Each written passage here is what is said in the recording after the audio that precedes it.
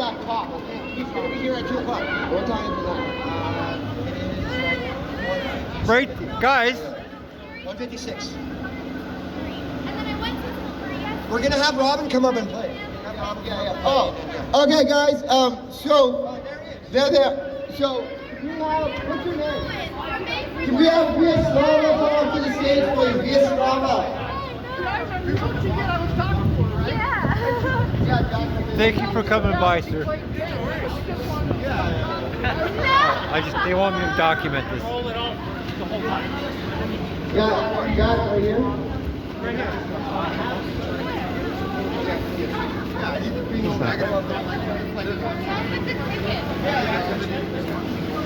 Whoa. Here, Kelly.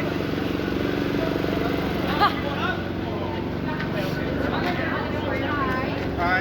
My name is Slava Derlanka. Very nice to meet you. Does anybody have the winning number 352? 352 for the Biscuit Information. Okay. The homicide trial record.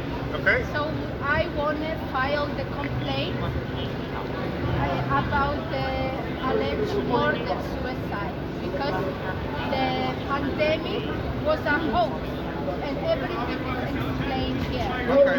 So effectively, the Lieutenant Governor declared an emergency 3 times without ever once producing any due process evidence still to this day.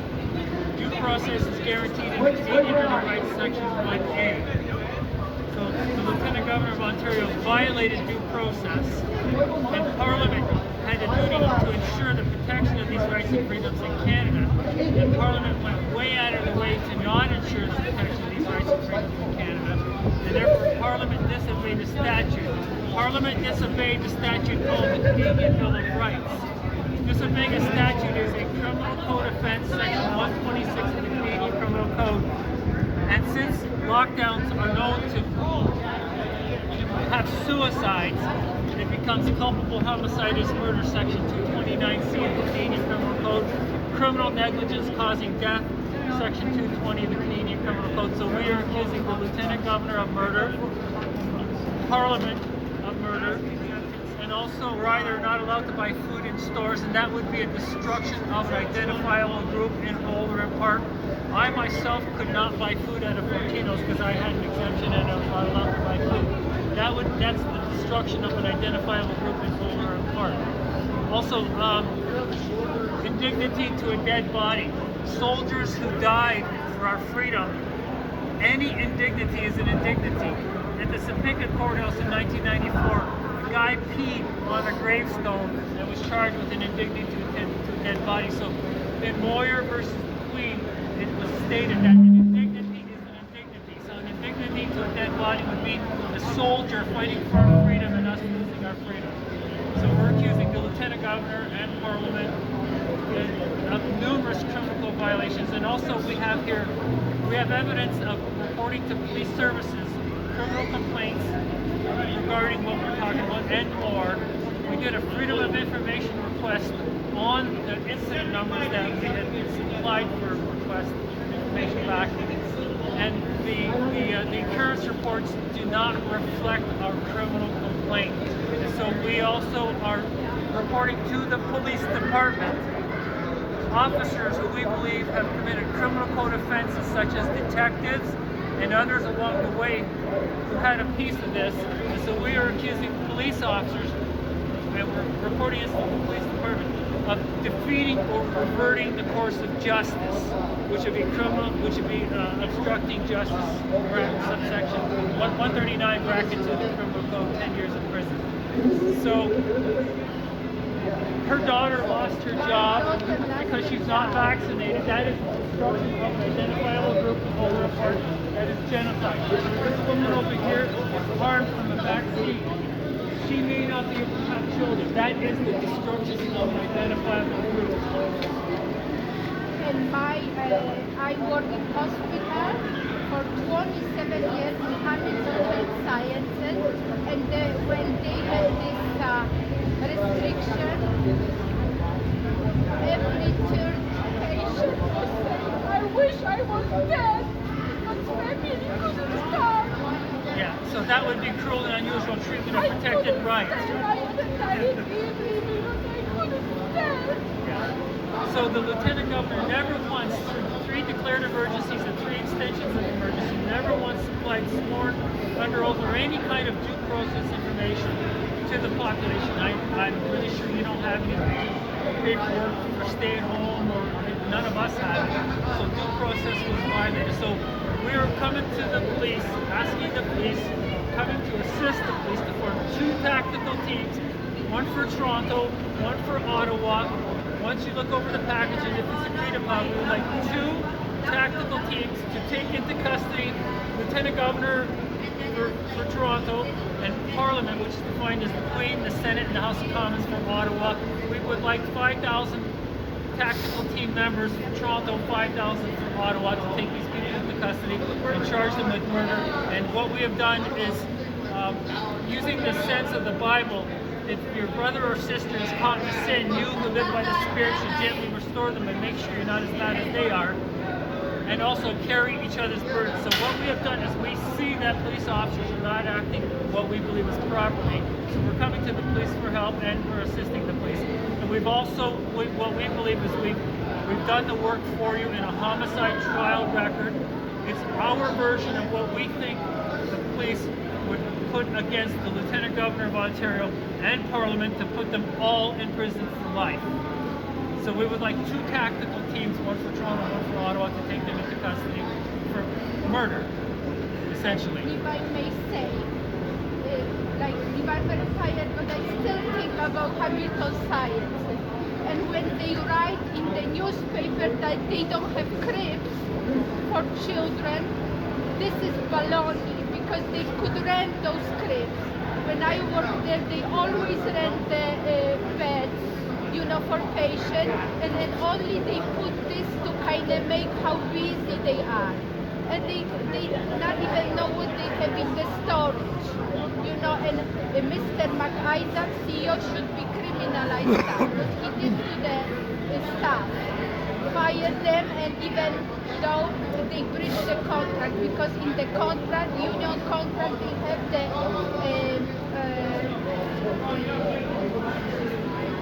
employee of QP have the right to refuse any vaccine, and they kind of, you know, bypass this. So. Yeah, and also, if I may, these are the orders and council signatures that gave us a lockdown. Doug Ford's signature right here, there's no Ford. The capital D is broken on the bottom and around here, and the stem. This Doug Ford signature is not the same as this, as if it was finished, different than this. And then so these are on the orders, declarations of emergency, stay-at-home orders, COVID measures. The line there, we have so much with the so we consider this to be forgery because we believe that the Lieutenant Governor, we don't know if the Lieutenant Governor or the Premier did sign any of this. So the orders in council, we believe, are forgery. They're purported to be genuine and documents, which we don't believe in. Because we've been reporting to the police, numerous police services across the province, we had hoped that a police officer would approach the Lieutenant Governor. Madam Lieutenant Governor, are these signatures on the orders in council, are they authentic? Or are they cut and paste, digitally erased, which would be an alteration or an erasure of some form, which would constitute forgery 366 of the Canadian Criminal Code? And if so, again, people have died, lockdown suicides become murder, as well as other deaths, and people are losing their jobs. And that again is a destruction of these identifiable group. And also, I'm very active in my community work. Lots of European older people, they got vaccinated and they say, oh, I don't feel good. I have to have knee surgery because they found cyst in my knee. I have to, you know, have eye surgery because I can't see better. So, That way for a second, she can say 2 songs so we can wrap it up. Thanks so much. I'm gonna have to wrap it up when she starts. You know, the people need me. And you know, the people, patients, usually family, when I work, they said, my family watching, over you from the heaven, and they say, fight for us, for our rights. I work It's a couple weeks later. It's a little foggy today, so I apologize. It's a little dark. But we're back at Hamilton Police Station 10, doing a follow-up on the document. ER, do you want to explain to us why we're back here? Yeah, sure. We have gone to police services across the province of Ontario numerous times and gotten incident numbers. And so today, it looks like there's no action on our criminal complaints against the Ontario Lieutenant Governor and Parliament of Canada because due process was violated for 3 declarations of emergency by the Lieutenant Governor and 3 extensions of emergencies by the Lieutenant Governor without any due process information as to why it was needed, like the criteria, circumstances, and the resources. What were they to declare 3 emergencies and 3 extensions? And what was the due process that none of us got for a lockdown that kept people in the house and loss of liberty, which is a violation of Section 1A of the Canadian Bill of Rights. That would be disobeying a statute by the Lieutenant Governor. And Parliament shall ensure the protection of these rights and freedoms as written in the Canadian Bill of Rights. And Parliament went way out of their way to not ensure the protection of these rights and freedoms in Canada. So we've been coming to the police today to ask for them in a respectful way. We demanded from them the due process information that they got as individuals living in Ontario, that they got, what were the criteria, circumstances, or resources that they got from the government to stay home or whatever. And the police said they got nothing. And 2 police officers said that. We know that because none of us got anything. So then what we did was we said we're coming to your assistance to form 2 tactical teams, one for Toronto, one for Ottawa. I said 5,000 for Toronto, 5,000 for Ottawa, to take the Ontario Lieutenant Governor into custody in Toronto and Parliament into custody in Ottawa. And Parliament is defined as the Queen, the Senate, and the House of Commons. The Queen's dead, but there's also a king who also was part of all of this as well. So the police ended up saying they're not going to do anything, basically. And that they have no real plan. Did either of you 2 want to add something?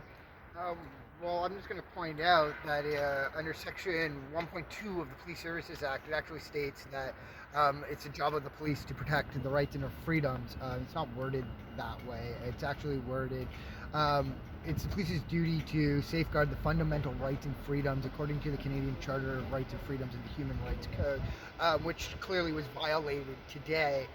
We've been here several times, submitted several documents, and have gotten nowhere. We filed FOIs on each of these documents and each of these complaints, which was about 15 to 20, I'm going to say. And again, it's just a complete violation of even Section 1 in the preamble of the Canadian Bill of Rights, which affirms that we have these rights in Canada that shall not be abridged, abrogated, or infringed upon, which have clearly been done. So it's the job and the duty of the police to actually hear our complaint and investigate the crimes, which haven't been done as of yet, or clearly haven't been done. As the officer did say in there, that yeah, that's just not going to happen. We're just not going to do that, which is breach of trust. So today the police have actually committed several fucking crimes. So in saying that, we need the help from the general public, you guys, and everybody else that can to file this. We can be found on Telegram if you want more information at The Accused. And again, the accused in this situation is Miss Elizabeth Doswell, the Lieutenant Governor of Ontario, who put these regulations in effect right from 2020 that did cause harm to several individuals, as well as the police did violate several laws on, I believe it was January 17th at City Hall, when they mercilessly arrested, tackled people that had nothing to even do with our cause. They were just picking off people that were randomly walking by who assumed that they were with us, which again is a violation of the law. I was arrested without crime. Right, and again, so I was treated well, but yeah, they arrested me without a crime. right, so which is a huge problem in this province as of right now. Is we're I'm not going to use the term lawless, but we're here in defense of our criminal code, right? Like the laws are very black and white. It's do this, don't do that. It's very cut and dry and clear. Meanwhile, the police services here in Hamilton, Ontario, don't want to even consider our problems. They don't even want to listen to what we have to say and take into consideration what we have to say, which I believe falls under Section 3 of the Police Services Act, is understanding the victim and understanding the crime and listening. Again, it's not worded this way. I'm just speaking freely on this, but they violated at least Section 1, Section 2, and Section 3 of the Police Services Act throughout 2020, 2021, and now into 2022, and now into 2023. And the problem still hasn't been solved. This is a huge issue. All right, so again, we're pleading to the general public, we're pleading to anybody who can come and help us. And again, if you want more information, you can find it on Telegram at The Accused. Telegram, the name of on Telegram, the name of the channel is The Accused. Okay. The Accused. And yeah. if they want to see the document in full, it's executivereasoning.com/murder. Right, and it can also be found on our Telegram page as well. Oh, okay. Yeah. Did you want to add Yeah. something? So the visit was very frustrated because police operates on the belief system. Seems like not on the facts, and Not on the laws either. not on the laws. She did express that while everyone else is doing it was her justification. Yeah, they say they didn't know, so they react, and they believe they're doing good job, but actually they did horrible job because they, divided people, they lock them, and they commit the crimes. That's it. Okay. All right. Well, thank you for your time, all three of you, and expect a follow-up video in the future. All right. God bless.